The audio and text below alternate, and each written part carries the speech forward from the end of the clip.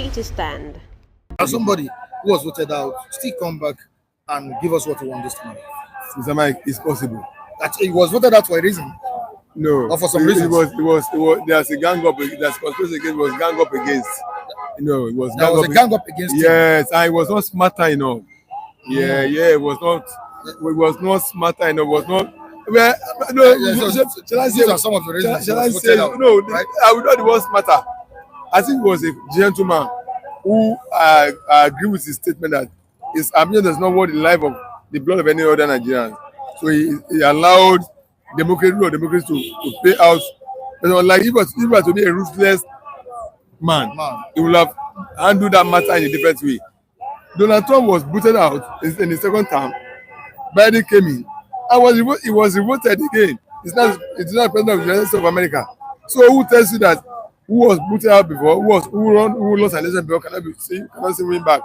I've just started some example with President Donald Trump. Whoever can see be voted back. I'm not saying he will win. He can still be voted back to power. Or that depends on many other things.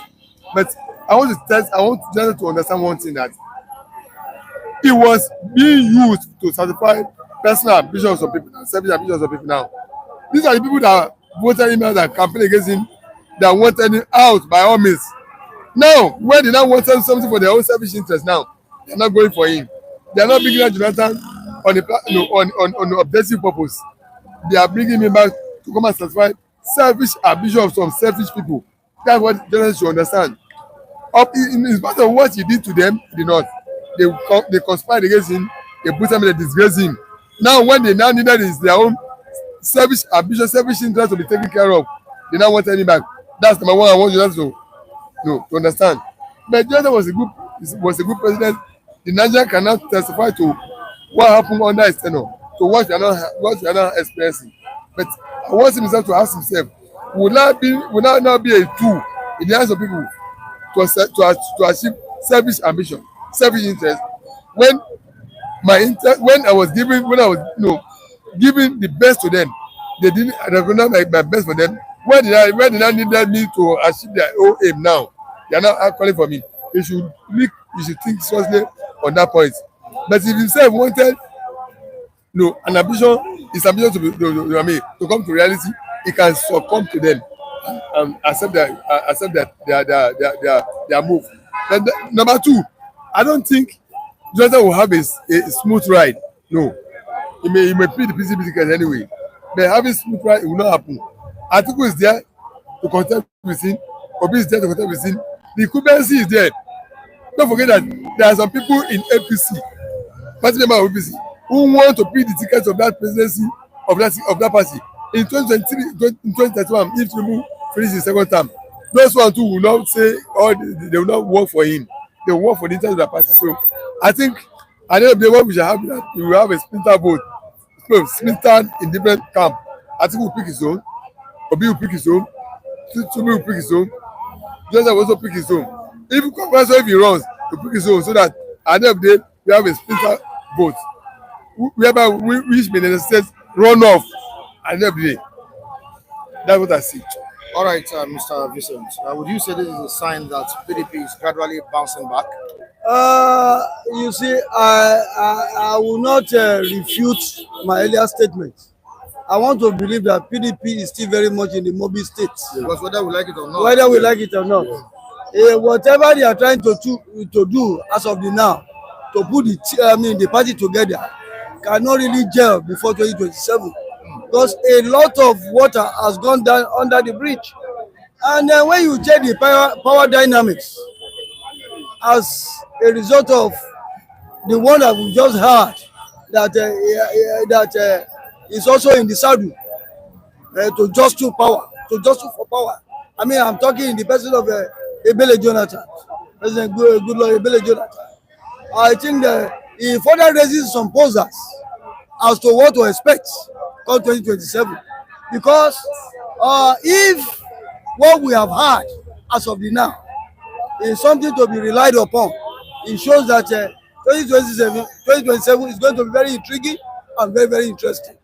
Because when we check the calculus or in the amphitheater, political amphitheater, you will see that if at the end of the day it's being confirmed, then we are going to have splinter votes across board. Yes. Then no candidate, I repeat, no candidate can muster that solidity in terms of block votes. If it should come to the fray, Yes. no candidate, Yes, you said it. I repeat, Including including the incumbent, Yes. Yes. everything is going to be divided. Then it now has to fall on how can you be able to do the aesthetics in terms of affirming or cutting those swing states where you have the bulk votes coming up. Then how can you be able to enter into that their block and be able to cut some sizable chunk of block votes to the party? I want to believe that Jonathan, but he's still under assumption to me because it is not yet definitive. Because before the now, he was being seen having gone to meet Ibrahim Babangida, the former military head of state. He held a closed door meeting. I believe that that meeting cannot be unconnected with the political dynamics as well of the now. Yeah, we understand that the major challenge he faced during his own tenure was insecurity, and this is what we are still fighting till date, till we speak. But can we trust someone who failed to fix that? No, I'm talking about insecurity. Can we trust that kind of person who failed to solve the issue of insecurity? Can we trust his comeback? Mr. Mike, what happened really about the security under Jonathan government was that it was initiated, it was deliberately fabricated to destroy the government. See, I said something about Jonathan. I said this is a man that did much to the north, and they conspired against him. I'm still reminding Jonathan to remember that. And they booted him out. They conspired against him. They pay him with evil. No, to the good he did to the north. Now, when these people now desperately now want a power for their selfish interest, now they are not looking for him now to come and help them to secure power. Will he succumb to become a tool in their hand to satisfy their selfish interest? As I'm still posing that question again to him. Don't forget his wife said he didn't forget anything at Asoro. They are not going there to pick anything. They are voting for Ahmed Tinubu. Jonathan said so. Let himself ask himself, when I was honest with these people, you don't pay me back with honesty. You did not gang up against me and use me and pay me with evil. Isn't that when they are not the need of power, they now want me to use them, they now want to use me as a tool for themselves? That's number one. I'm repeating it. Number two, the so-called insecurity you are talking about was fabricated, was directly orchestrated to dethrone his government. Then you have to know that now. Yes, they just to discourage his government. All these things should factor into his mind before he will accept that. Will that just be a tool? Will you see that when you are in need of something, you now see that I'm the one that can? You now want me to? Must that be a tool in your hand to satisfy your selfish ambition? This secrecy was not caused by Jonathan. They brought it out to destroy government, to remove him power, to bring their own power, to bring their man to power. And the man they are brought to power now, they have seen how he has brought Nigeria to backwardness over many decades. Somebody who put a 30 trillion naira, where's I mean from by CBN? Where is it? Somebody that brought independence to Nigeria, that turned Nigerian life backward into. I'm talking about Buhari government. That hardest worst insecurity to the Nigeria in terms of Fulani herdsmen killing all around the country. We see sustained now. There was no Fulani herdsmen killing under Jonathan. We only have Boko Haram in Borno, but the amount that they brought insecurity that cut across everywhere. Boko Haram was not killing in the south. It was only in the Borno axis. But the Fulani herdsmen become security menace that kill every Nigerian in the indigenous land. So this man should think of all these things and know, okay, these people that brought this insecurity now that escalated, am I serving Nigerians? Is it my coming to serve Nigerian interests or serve few interests of the people in the north? Jonathan should think seriously about this. So, because I think that if whichever way he decides, Even if himself believe in political office, he has the right to use, and he comes out, I'm assuring him he should prepare for runoff of the election. He won't get after winning vote. Let's not be mistaken. Let's not be mistaken by that. The people in APC, the party member of APC, who are the same party with Tinubu, Northerners, Northern extraction now, they are also interested in allowing Tinubu to serve out his 8 years so that they can pick the case of APC and run in 2031, because they know that nationally it will be the turn of the North, so they will not vote for the so-called northern interest is not in one block. No, I don't agree with it. APC members in who are of northern extraction, they want to pick tickets in 2031 to run for presidency when it will become northern term. So they will not leave their party and be working for Jonathan other party. No, it's not true. And Obi will also pick his own ticket. He will also pick his own chunk of the vote. He did not. I think we will also pick. So the runoff is what we do. It's what we don't know now. Now, who will he favor? But I can assure you, Tinubu will see a match at the end of the day. I'm telling you, mark it. Just will always split out the vote like I said, which Mr. Business also I would too. We only have first ballot will be similar votes. Which may not produce. Thank you so much, Mr. Vincent. I asked this question, before we started the program. Why Jonathan? Why not other people in the People's Democratic Party? Is this not a signal that, or is this not a sign that PDP lack fresh leadership? Yes, PDP lack fresh leadership. But you see, Jonathan is mentioning into the fray. Is going to distort the dynamics before the now. Because to some extent, Jonathan commands some sizable chunk of respect in terms of governance experiments, as evidence during his time when he had sway in power.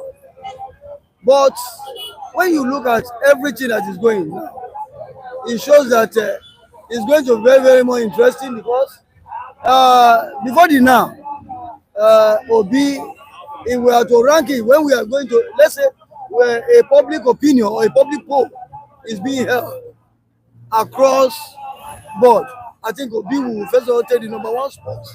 But the coming of Jonathan now might create some kind of lacuna, a kind of a distortion to whatever has been given to Obi and the likes, and his other article and the likes. But when you look at what is playing out now, it shows that those people that are behind the curtain trying to tell us, we the 215 million people Nigerians, how the pendulum power should swing. They are the one mooting the idea of Jonathan.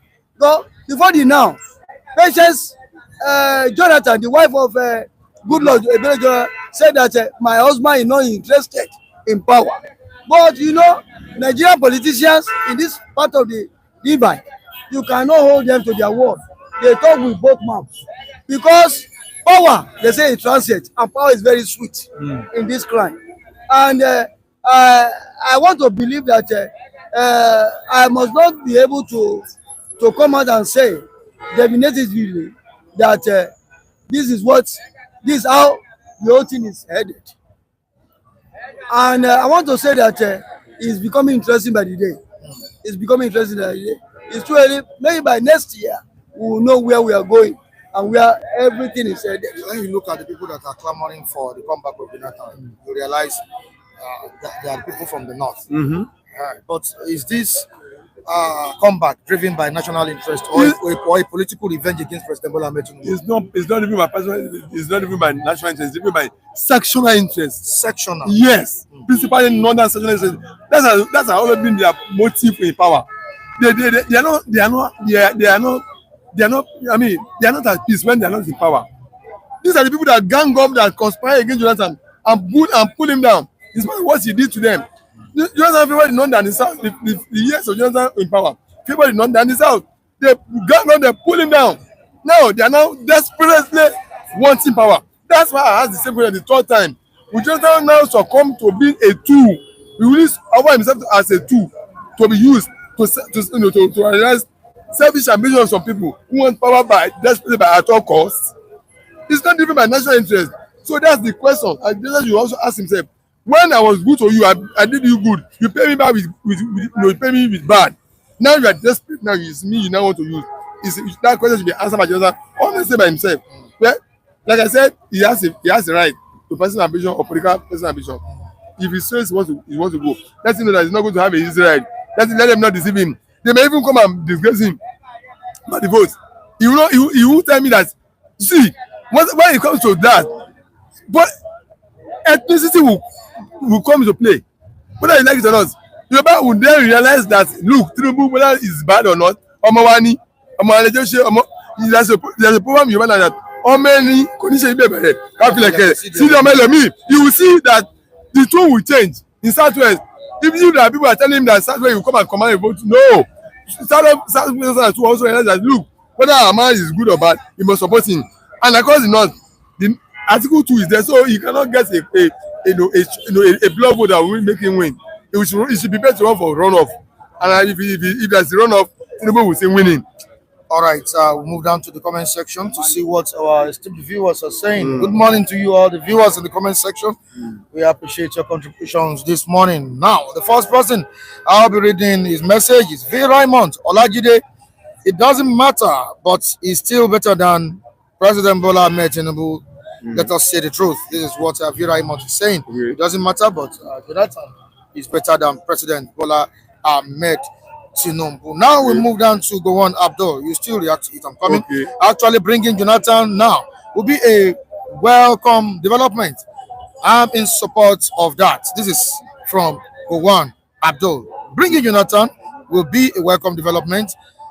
He is in support of that. This is Gowon Abdul. You want to react to V. Raymond's statement, right? Yes, you see, normally, actually, you see, I didn't have my displeasure to how to mismanage. Yes, I will use the word mismanage. The money of subsidy, the money he made from subsidy. This is what he has taken about removal of subsidy is a good development. But the management of that money, I'm still concerned about it.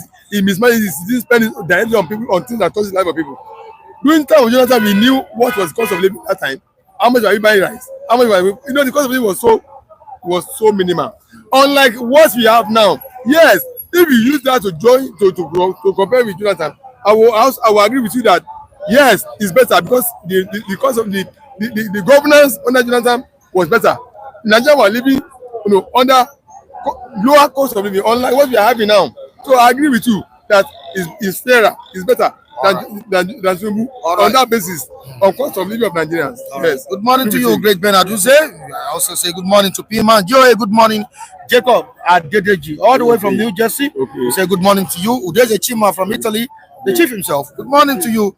Emmanuel Ogbuji is also here. We say good morning, and the rest. All right, so Udeze Chima this morning. Jonathan entering the ring is a big threat to President Bola Ahmed Tinubu. Yes, I cannot agree less. Yes. I've always said that, you see,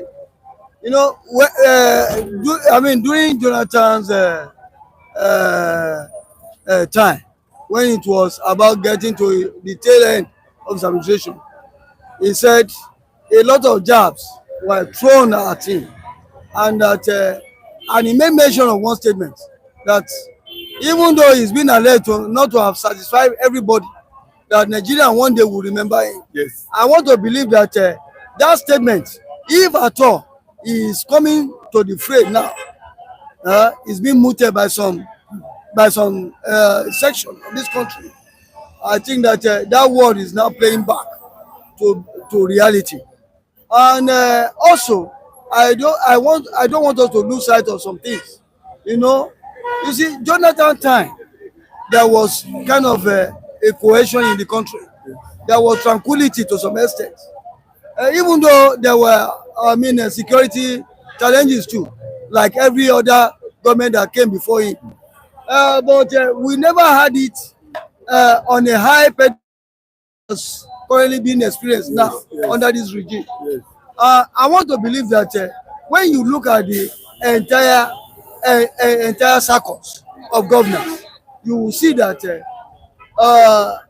we've always have successive government have always have problem in dealing with security challenges. That's the major problem. That's the major problem. And for a country to thrive, if you don't, because it has now become a harder-headed monster plaguing this country on all fronts. Because without security, you cannot embed a qualitative and a progressive investment into the country. Because every other thing that we talk about, either even in political amphitheater, we need people to move about. And security is also of utmost importance until any leader that wants to come to the fore can muster that political will to deal with that hydra monster challenge. I think before we can say we have a semblance of a very good society.